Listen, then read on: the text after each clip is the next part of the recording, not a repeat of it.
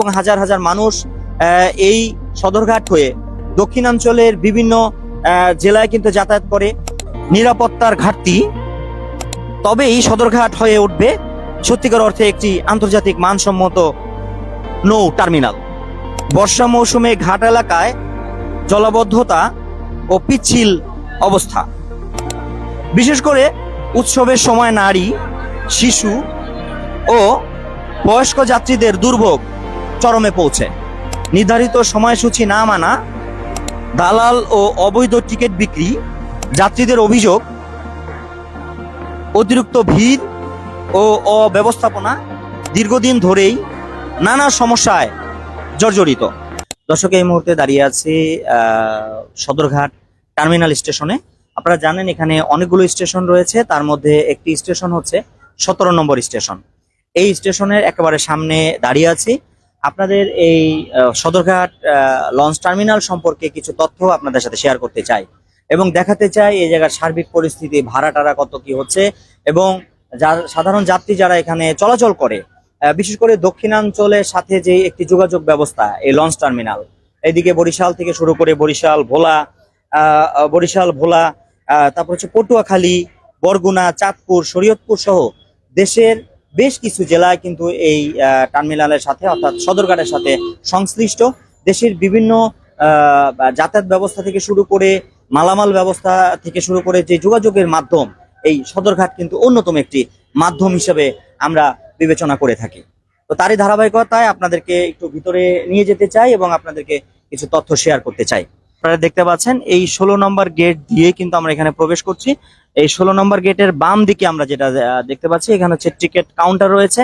হ্যাঁ, বাংলাদেশ অভ্যন্তরীণ নৌ পরিবহন কর্তৃপক্ষের যে নির্ধারিত টিকিট মূল্য, সেই টিকিট মূল্যটা আপনাদের সাথে দেখানোর চেষ্টা করছি।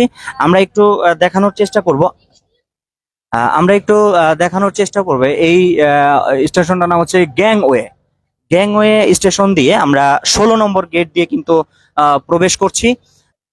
রাজধানী পুরান ঢাকার বুক চিরে বয়ে যাওয়া বুড়িগঙ্গা নদীর তীরে অবস্থিত সদরঘাট নৌ টার্মিনাল দেশের অভ্যন্তরীণ নৌ যোগাযোগের অন্যতম গুরুত্বপূর্ণ একটি কেন্দ্র। প্রতিদিন হাজার হাজার যাত্রী, শত শত লঞ্চ ও নৌযানের যাতায়াতের এই টার্মিনাল যেন কখনো ঘুমায় না। দক্ষিণাঞ্চলের সঙ্গে রাজধানীর যোগাযোগ রক্ষায় সদরঘাটের ভূমিকা অপরিসীম। ব্রিটিশ আমল থেকে সদরঘাট নৌবন্দর হিসাবে পরিচিত। স্বাধীনতার পর এটি আরো বিস্তৃত আকার ধারণ করে। বরিশাল, ভোলা, পটুয়াখালী, বরগুনা, চাঁদপুর, শরীয়তপুর সহ দেশের দক্ষিণাঞ্চলের প্রায় সব জেলার সঙ্গে ঢাকার প্রধান নৌপথের সংযোগস্থল এই সদরঘাট। ঈদ, পূজা ও অন্যান্য ছুটির মৌসুমে যাত্রী চাপ কয়েক গুণ কিন্তু বেড়ে যায়। প্রতিদিন সকাল থেকে গভীর রাত পর্যন্ত সদরঘাটে যাত্রীবাহী লঞ্চ, কার্গো জাহাজ, ট্রলার ও নৌকার আনাগোনা থাকে।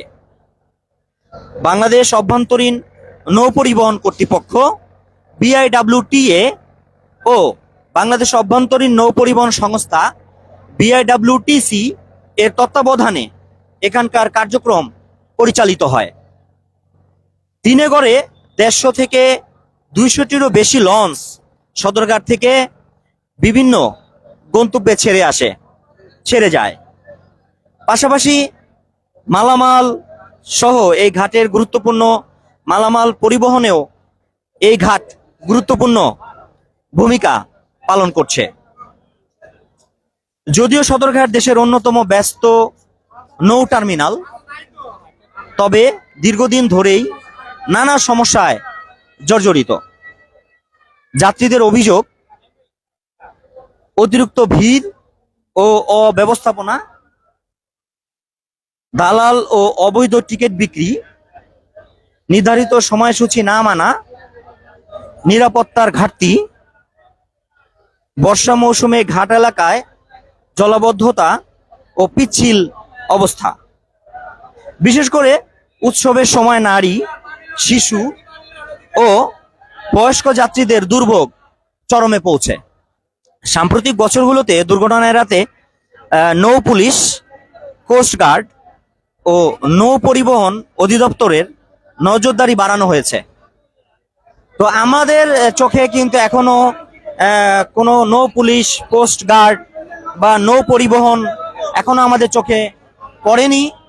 তবে যে দালালের যে টিকিট বিক্রির যে দূরত্ব, এটা কিন্তু আমরা অনেকে দেখতে পাচ্ছি যে প্যাসেঞ্জার সাধারণ মানুষগুলোকে ডাকা হচ্ছে বিভিন্ন লঞ্চ থেকে, যে আমাদের লঞ্চে আসেন, আমাদের লঞ্চে আসেন করে বলছে। লঞ্চের ফিটনেস পরীক্ষা, লাইফ জ্যাকেট ব্যবহার নিশ্চিত করা এবং অতিরিক্ত যাত্রী বহন রোধে ভ্রাম্যমাণ আদালত পরিচালনা করা হচ্ছে। তবুও যাত্রীদের সচেতনতার অভাব ও অতিরিক্ত চাপের কারণে ঝুঁকি পুরোপুরি কমানো সম্ভব হয়নি। আধুনিকায়নের উদ্যোগ, সরকার সদরঘাট টার্মিনালকে আধুনিক ও যাত্রী বান্ধব করতে বিভিন্ন পরিকল্পনা গ্রহণ করেছে। এর মধ্যে রয়েছে নতুন জেটি নির্মাণ, ডিজিটাল টিকিটিং ব্যবস্থা চালু, অপেক্ষাকৃত উন্নত যাত্রী ছাউনি, সিসিটিভি ও নিরাপত্তা ব্যবস্থা জোরদার, পরিচ্ছন্নতা ও শৃঙ্খলা বৃদ্ধি। বাস্তবায়ন হলে সদরঘাটের চেহারায় বড় ধরনের পরিবর্তন আসবে বলে আশা করা হচ্ছে। আমরা এই মুহূর্তে আছি 12 নম্বর কাউন্টারে। আমরা 16 নম্বর কাউন্টার দিয়ে প্রবেশ করেছিলাম, আর যেখানে আমরা লাইভটা শুরু করেছি সেটা ছিল 17 নম্বর কাউন্টার। এভাবে করে আমরা এদিক দিয়ে কিন্তু যাচ্ছি, এভাবে করে টার্মিনাল কিন্তু সম্ভবত 1 পর্যন্ত চলে গেছে। দীর্ঘ রাস্তা, দীর্ঘ পথ, তো আমরা হয়তো শেষ পর্যন্ত যেতে পারবো না, লাইভটা অনেকটা বড় হয়ে যাবে। সদরঘাট নৌ টার্মিনাল শুধু একটি ঘাট নয়, এখানে শেষ করি না, এটি দক্ষিণাঞ্চলের মানুষের জীবন জীবিকার সঙ্গে ওতপ্রোতভাবে জড়িত। এই গুরুত্বপূর্ণ এই গুরুত্বপূর্ণ স্থাপনাকে আধুনিক, নিরাপদ ও শৃঙ্খলাবদ্ধ করতে সরকার, সংশ্লিষ্ট কর্তৃপক্ষ ও যাত্রীদের সম্মিলিত উদ্যোগ অপরিহার্য।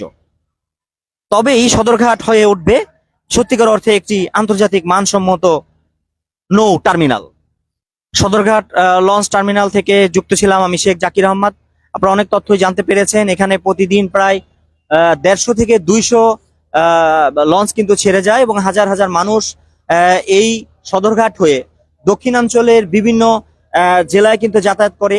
আবারও পরবর্তীতে কোনো ভিডিও বা লাইভে যুক্ত হওয়ার আশাবাদ ব্যক্ত করে আজকের লাইভ এখানেই শেষ করব। সকলে ভালো থাকুন, সুস্থ থাকুন এবং নিরাপদে থাকুন। আল্লাহ হাফেজ।